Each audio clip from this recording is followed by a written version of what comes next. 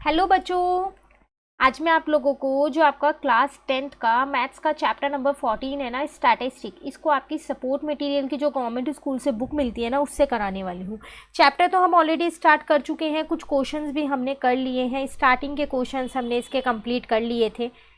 तो देखिए, स्टार्टिंग में आपको पता है नोट्स है, देन ये क्वेश्चंस आपके शुरू हो गए हैं। हमने क्वेश्चन नंबर 11 तक कंप्लीट कर लिया था। आज हमारे को शॉर्ट आंसर टाइप क्वेश्चंस अपने स्टार्ट करने हैं, ठीक है। तो चलिए क्वेश्चन नंबर 12 से स्टार्ट करते हैं अपना क्वेश्चन। तो क्वेश्चन 12 है आपके पास, the mean of 11 observation is 15। Total 11 observation का मीन दे रखा है 50 है। If the mean of first 6 observation, starting के 6 ऑब्जर्वेशन का मीन 49 है, and that of the last 6 observation, और लास्ट के 6 ऑब्जर्वेशन का कितना है 52 है।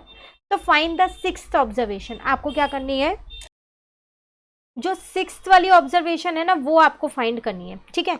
तो अगर हम इस क्वेश्चन को यहाँ पर करें तो देखो, क्वेश्चन नंबर 12 आपके पास यहाँ पर है।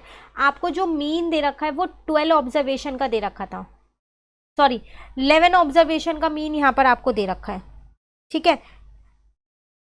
तो यहाँ लिख देते हैं 11 ऑब्जर्वेशन का मीन मुझे कितना दे रखा है, 50 दे रखा है। क्लियर है ना। तो अगर ये मैं यहाँ पर एक बार ऐसे ड्रॉ कर लूँ, देखो x1, x2, x3, x4, x5, x6, ऐसे चलते चलते चलते ये x11 तक का है हमारे पास, ठीक है। 11 ऑब्जर्वेशंस हो गई हमारे पास। अब मुझे इस पूरी ऑब्जर्वेशन का जो मीन दे रखा था ना, वो कितना दे रखा था, 50 दे रखा था। उसके बाद मुझसे कह रहा था द फर्स्ट 6 ऑब्जर्वेशन, इसका मतलब जो मुझे एक और मीन दे रखा है 6 ऑब्जर्वेशंस का, वो कितना दे रखा है, 49 दे रखा है, ठीक है। तो इसका मतलब ये स्टार्टिंग के 6 का मुझे कितना दे रखा है, यहाँ पर 49 दे रखा है।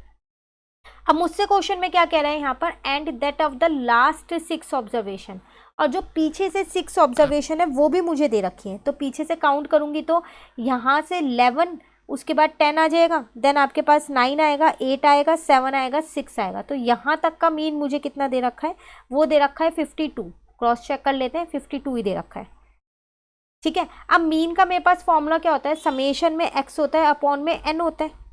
तो ये मीन मुझे 50 दे रखा है, यहाँ पर मेरे पास 11 टर्म्स का समेशन होगा, और अपॉन में n मतलब 11 ही हो जाएगा।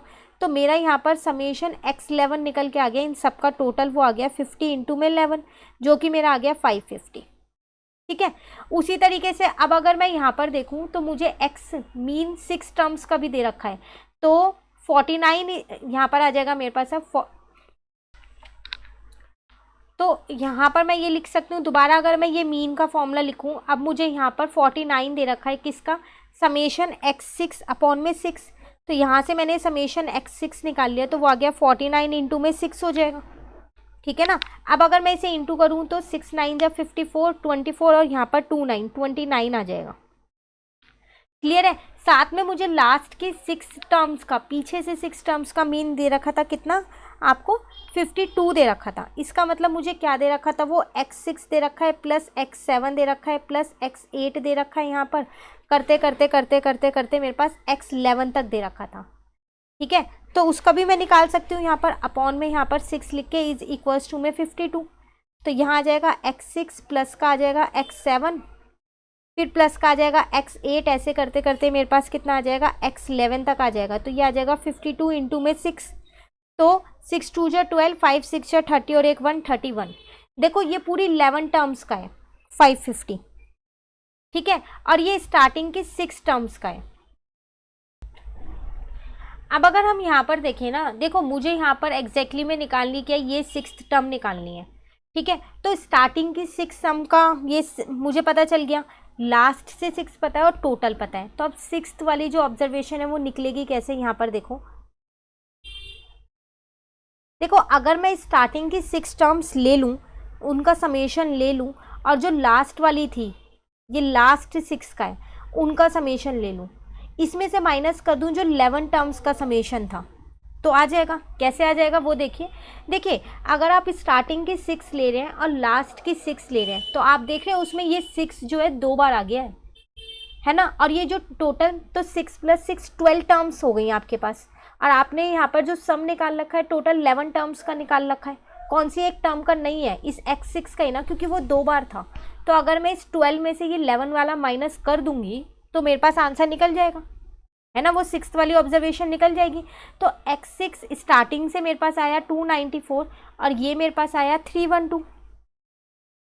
क्लियर है ना। और जो टोटल था वो मेरे पास कितना आया था, वो मेरे पास था 550। अब अगर मैं इन दोनों को प्लस करूं तो 4 + 2 6, 9 + 1 10, 3 + 2 5 और 1 6, माइनस का आ जाएगा आपके पास 550। अब माइनस कर दो तो 6 में से 0 जाएगा 6, यहाँ पर कैरी दिया, 10 में से 5 जाएगा 5, 56। इसका मतलब जो 6th नंबर पे है ना, वो मेरी जो टर्म है वो 56 है। तो इसमें आपको स्टार्टिंग की 6 का दे रखा था, लास्ट की 6 का दे रखा था और एक टोटल दे रखा था। क्लियर है। कहीं भी डाउट हो इस क्वेश्चन में कमेंट करके पूछ लेना, इंपॉर्टेंट क्वेश्चन है ये आपके पास ही, तो बिल्कुल अच्छे से इसको कर लेना। चलिए क्वेश्चन नंबर 13 पे आते हैं। कह रहा है find the mean of following distribution, इसका मीन निकालना है। तो ये क्वेश्चन तो बहुत ही आसान है, आपको पता है एक्स आपको दे रखा है 12 16 20, उसके बाद है 24 देन 28 देन 32। एफ जो है वो आपको दे रखा है कितना है 5 7 8, उसके बाद 5 है, फिर 3 है, फिर 2 है। तो आप क्या करेंगे, पहले यहाँ पर अपना एफ एक्स निकाल लेंगे, उसके बाद मीन ईजिली निकल जाएगा। याद रखिएगा इन सबको प्रॉपरली एक टेबल बना के ही कीजिएगा, ठीक है। तो 12 5 जो आपके पास 60 हो जाएगा, 6 7 जब 42 और एक 112 आपके पास हो गया, यहाँ पर 160 हो जाएगा, यहाँ पर आपके पास 120 हो जाएगा। 28 3 जो आपके पास कितना हो जाएगा 84 हो जाएगा, और यहाँ पर कितना आ जाएगा 64। इन सबको प्लस कर लो और इन सबको प्लस कर लो, ठीक है ना। जब आप इन सबको प्लस करेंगे यहाँ पर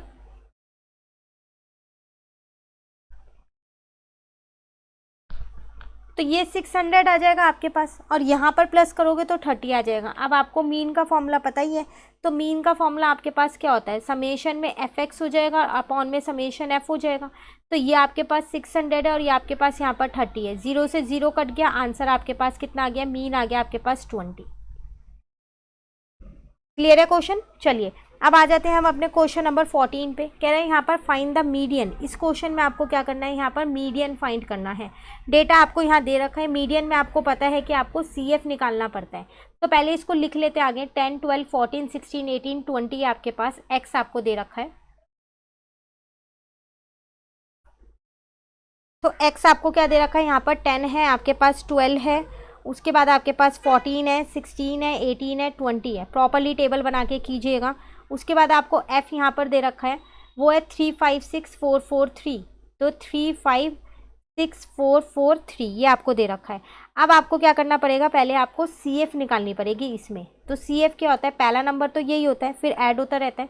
3 में 5 प्लस किया 8, 8 में 6 प्लस किया 14, 14 में 4 प्लस किया 18, 18 में 4 प्लस किया 22, 22 में 3 प्लस किया 25। इसका मतलब इसका टोटल भी आपके पास क्या है 25 है।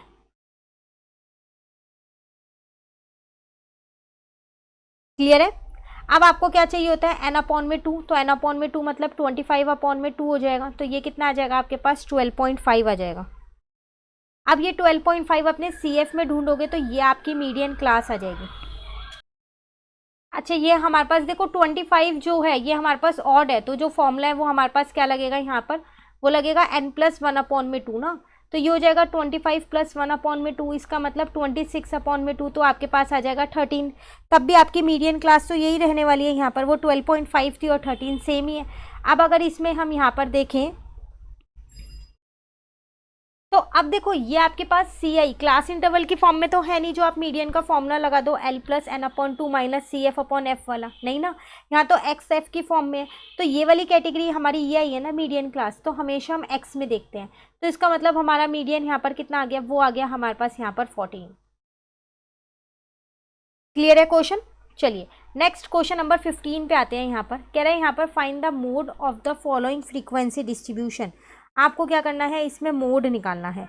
तो सबसे पहली बात ये CI आगे लिख लेते हैं हम। क्लास इंटरवल यहाँ पर हमारे को दे रखी है, तो CI हमारे को दे रखी है 0 to 5 है आपके पास, 5 to 10 थी आपके पास, 10 to 15 थी, देन 15 to 20 थी, 20 to 25 थी, उसके बाद 25 to 30 थी। क्रॉस चेक कर लेते हैं, यहीं तक है। देन फ्रीक्वेंसी है 2 7 18 10 8 5। तो 2 7 उसके बाद है आपके पास 18, फिर है 10, फिर है 8 और फिर है 5। अब मोड की अगर हम बात करें ना, तो मोड का फॉर्मूला हमारे पास होता क्या है, वो होता है हमारे पास L प्लस में F1 माइनस का F0 अपॉन में होता है आपके पास 2F1 माइनस का F0 माइनस का F2 इंटू में H होता है। सबसे हाईएस्ट फ्रीक्वेंसी मुझे ये दिख रही है, तो ये मेरी हो गई यहाँ पर मॉडल क्लास। इसको ध्यान रखिएगा, इसको बोलते हैं मॉडल क्लास। तो इसमें जो एल है ना मेरे पास, वो मिल गया मुझे 10। जो F1 होता है वो यही वाला होता है, F0 ऊपर वाला होता है और F2 नीचे वाला होता है। F1 है मेरे पास 18, F0 है मेरे पास 7। अब 2 को 18 से करेंगे तो 36, माइनस का F0 है 7, F2 है 10। H इन दोनों के बीच का गैप होता है, तो वो है 5। क्लियर है? तो ये हो जाएगा 10 प्लस, यहाँ पर माइनस करोगे 11 आ जाएगा। ये हो जाएगा 36 माइनस का 17 इंटू में 5, तो ये हो जाएगा 10 प्लस 11। अब यहाँ माइनस कर देते हैं हम इसको। तो आप चाहते तो पहले 36 में से 7 को माइनस करके फिर 10 को भी माइनस कर सकते थे, बात एक ही है, कुछ भी पहले लिख सकते हो। तो यहाँ पर आपके पास आ जाएगा 19 इंटू में हो गया आपके पास 5। क्लियर है? अब 5 को अगर मैं ऊपर इंटू करूँगी तो वो 55 बन जाएगा। तो 55 अपॉन में 19 आ गया। 55 को आप क्या करो, 19 से डिवाइड ही कर दो, तो यहाँ पर आ जाएगा आपके पास 2.89, पर ये अप्रॉक्स में आ रहा है, 894 कुछ है। ठीक है, इसमें आप 10 को प्लस कर दो तो 12.894, पर ये अप्रॉक्स में आपका क्या आ गया, मॉड आ गया। क्लियर है? याद रखिएगा, प्रॉपरली टेबल बना के इन क्वेश्चंस को कीजिएगा। ठीक है, तो कौन सा क्वेश्चन था, 15। तो आज हम क्वेश्चन नंबर 15 तक ही करेंगे। तो 12 to 15 क्वेश्चंस हमने कर लिए हैं। इन क्वेश्चंस में कहीं भी डाउट हो कमेंट करके पूछ लेना। आगे के क्वेश्चंस नेक्स्ट क्लास में करेंगे। अगर आपको ये वीडियो अच्छी लगी तो आप इसको लाइक ज़रूर कीजिएगा और मेरे चैनल को सब्सक्राइब कीजिएगा। Thank you.